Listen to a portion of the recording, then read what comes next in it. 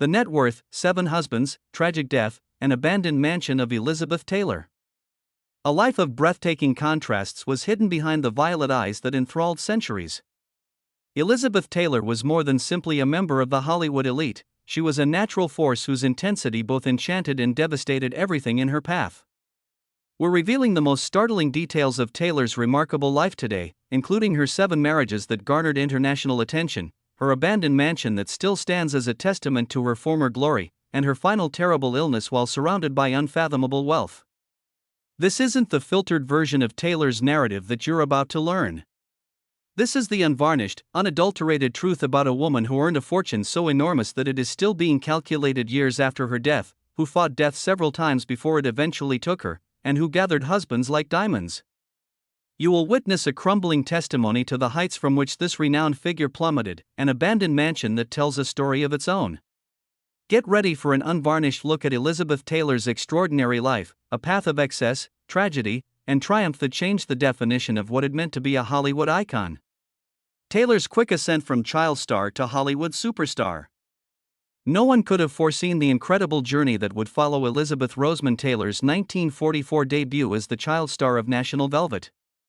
Taylor, who was born in 1932 to American parents in London, had an irresistible quality for the camera. Violet eyes were the focal point of an eerie beauty so out of the ordinary that at first they were assumed to be a camera trick.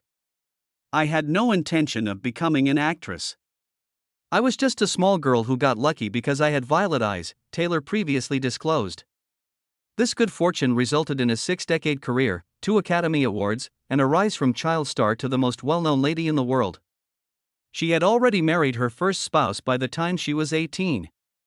She married her third by the age of 26. It was an early pattern. Few could understand or keep up with Taylor's speed of living. Taylor was unique not only because she was beautiful but also because she was not afraid to take chances. She took up contentious parts in movies like Suddenly Last Summer and Who's Afraid of Virginia Woolf, when other celebrities stayed safe. Performances so unvarnished that startled viewers used to the glossy exterior of Hollywood. "I don't act like a typical housewife. Nothing about Elizabeth Taylor would ever be normal," she famously asserted. No, not her houses, not her losses, not her loves. However, as her fame reached previously unheard of heights, problems were already developing in the home that would eventually be abandoned. A mute observer of the most captivating star in Hollywood's meteoric rise and demise. The deteriorating memorial to former greatness is the abandoned Bel Air estate. Elizabeth Taylor's former estate, a 7,000-square-foot trophy home bought at the height of her fame, sits high in the exclusive Bel Air Hills and is now a decaying shadow of its former splendor. It has remained mostly unaltered since her death, making it Hollywood's most enigmatic real estate mystery. The history of the home makes its neglect all the more startling.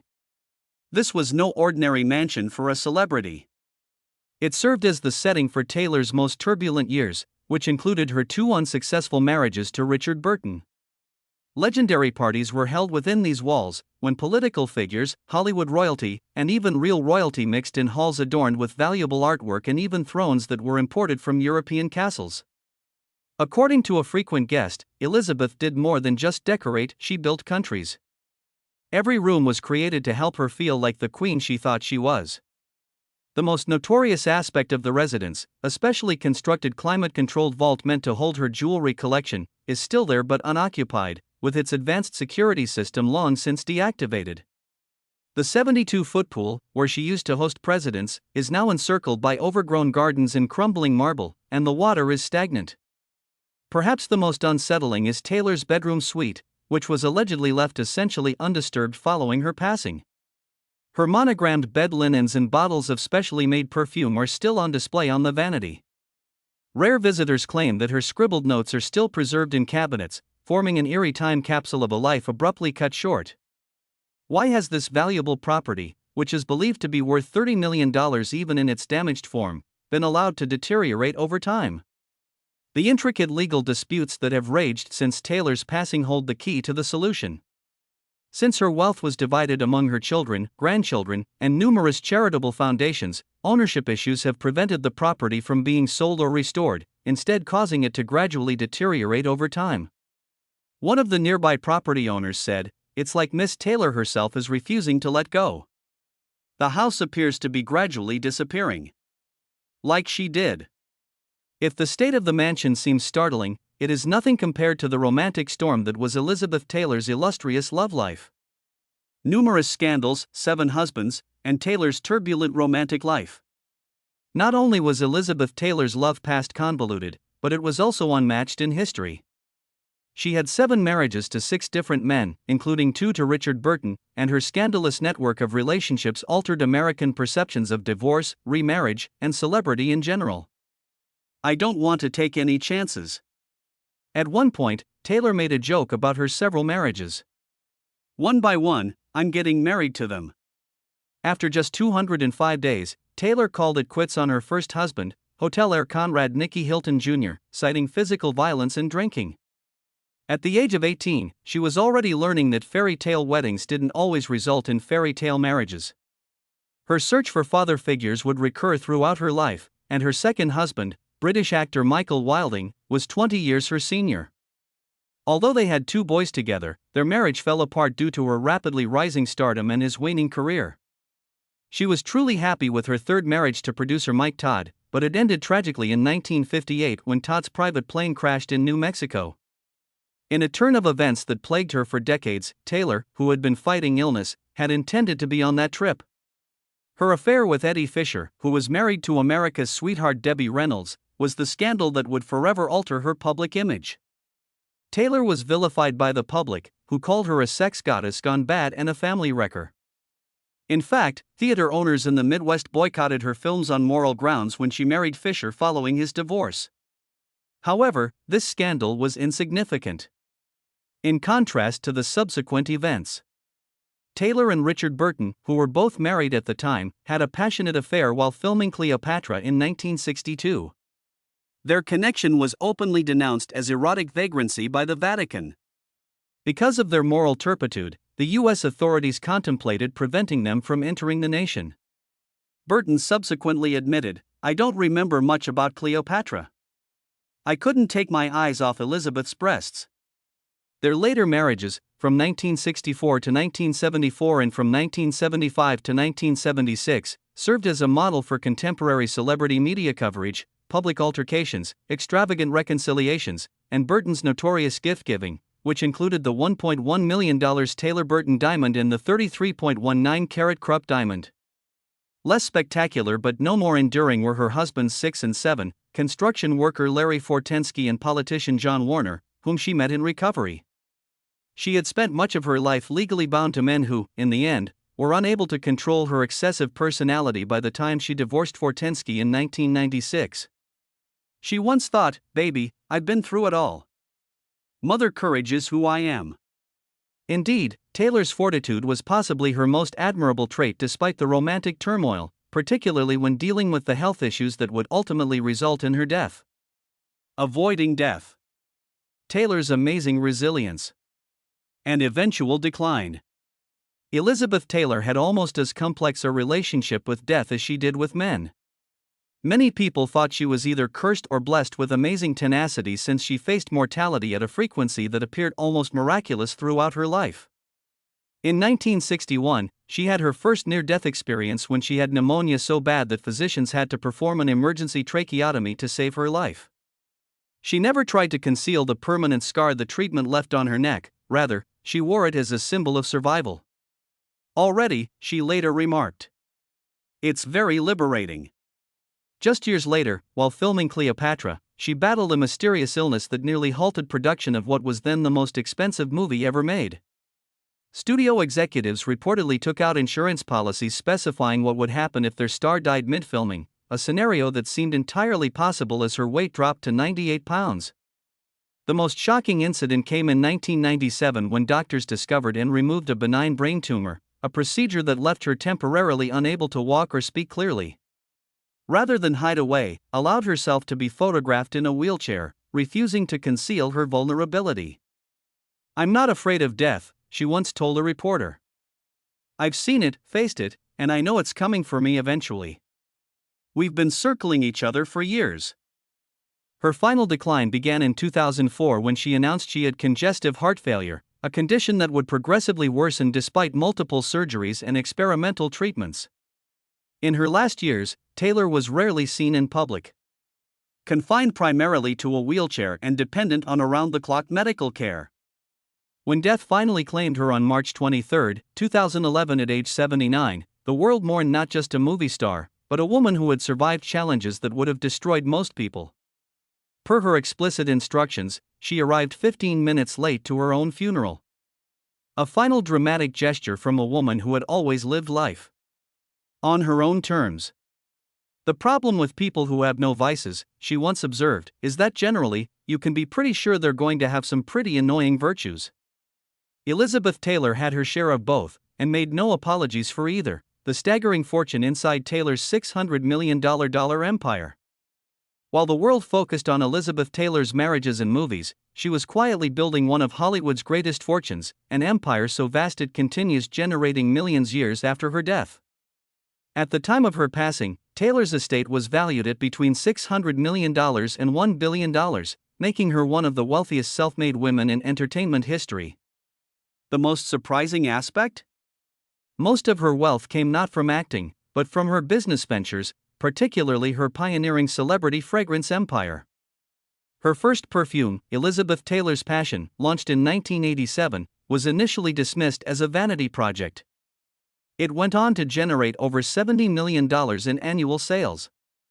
Her follow-up fragrance, White Diamonds, became the most successful celebrity perfume of all time, generating more than $1.5 billion in revenue since its launch.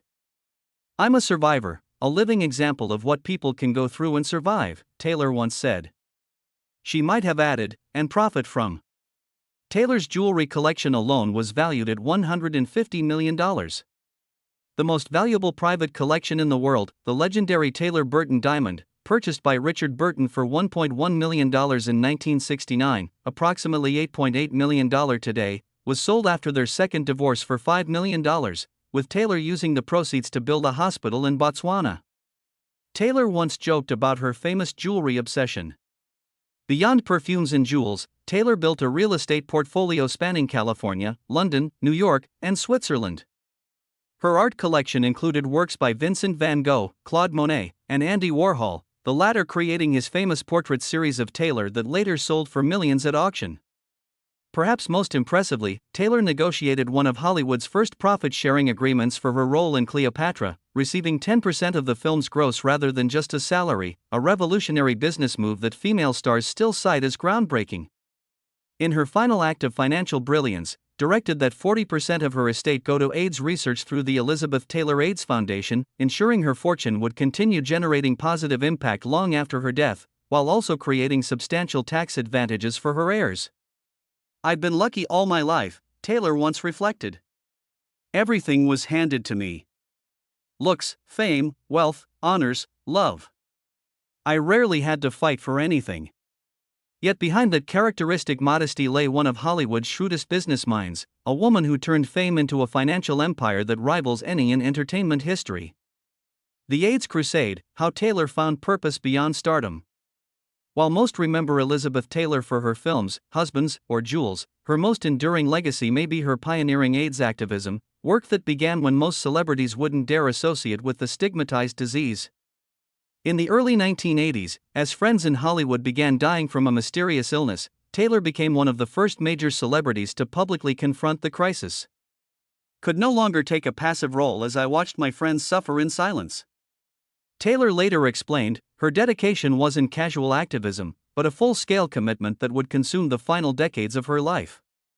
In 1985, when her dear friend Rock Hudson died of AIDS-related complications, Taylor's response was immediate and unprecedented. At a time when President Reagan had not yet publicly uttered the word AIDS, Taylor organized the first major fundraiser for the disease, raising over $1 million in a single night and forcing Hollywood to confront an issue many preferred to ignore. Her activism reached new heights in 1991 when she founded the Elizabeth Taylor AIDS Foundation, eventually raising over $270 million for research and patient care.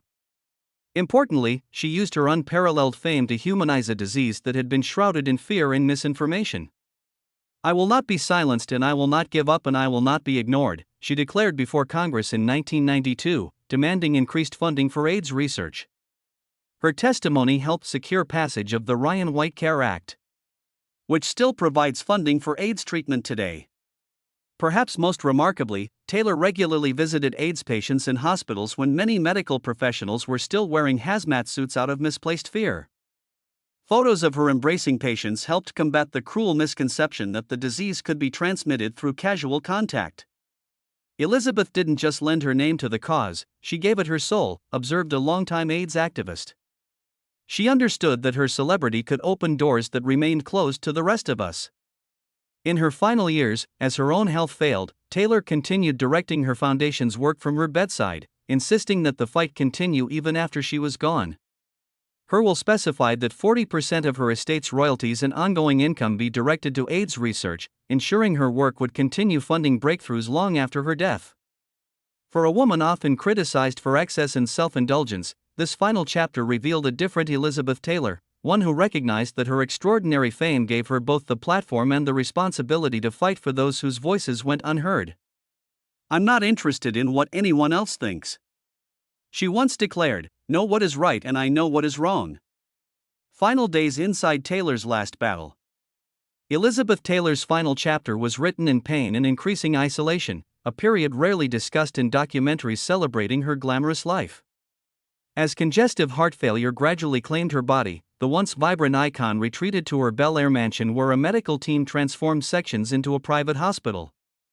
"I'm not afraid of death," she told a visitor in her final year. "I've been there before."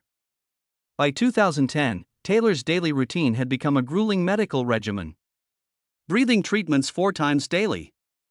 Physical therapy sessions she increasingly resisted. A wheelchair she despised using but could no longer avoid. Her legendary beauty remained remarkably intact. Those violet eyes still striking, but her body was failing at an accelerating pace. Visitors during this period described a woman determined to maintain dignity despite deteriorating health. She insisted on full makeup and jewelry, even for medical appointments. Her bedroom, later left untouched in the abandoned mansion, was decorated with photos spanning her remarkable life, creating what one visitor called a museum of memories she could visit without leaving bed. The most poignant aspect of Taylor's final days was her determination to reconcile with those she had hurt. She reached out to former daughter-in-law Carrie Fisher, with whom she'd had a complicated relationship. She exchanged letters with Debbie Reynolds, finally putting to rest the scandal that had defined both their lives decades earlier. "I'd made peace with my enemies," she told Anna instructions for her funeral, including the request that she be late to her own service. The procession was delayed by 15 minutes at her instruction, a final dramatic gesture from a woman who had always understood the power of an entrance. Perhaps the most revealing detail came from her death certificate. Under occupation, the document listed a single word: actress.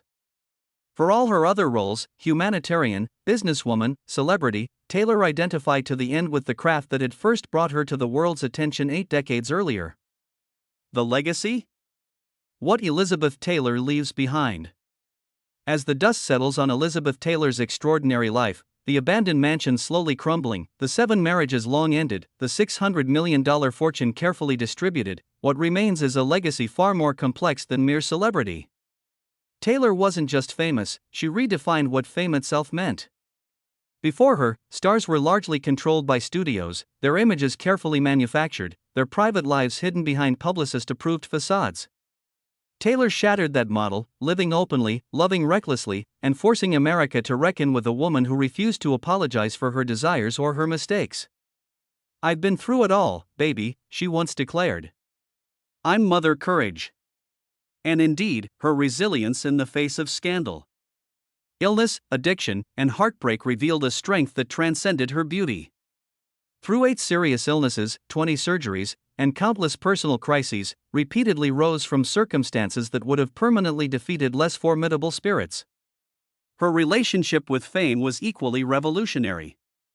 While most stars of her era remained distant icons, Taylor invited the world into her triumphs and tragedies, creating the template for modern celebrity culture. Every star who shares personal struggles on social media owes something to Taylor's pioneering openness about her own demons.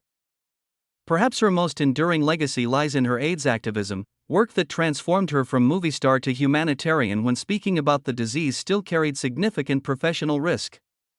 She didn't just lend her name to the cause, noted one AIDS researcher. She forced America to confront a crisis many preferred to ignore. Her business acumen created a blueprint female celebrities still follow today, turning fame into fortune through strategic brand extensions rather than relying solely performance income. The celebrity fragrance empire she pioneered has since been adopted by hundreds of stars, none of whom have matched the $1.5 billion her White Diamonds perfume has generated. Even in death, Taylor continues making headlines. Her abandoned mansion becoming an eerie symbol of fame's impermanence. Her jewelry collection breaking records whenever pieces surface at auction. Her films finding new audiences through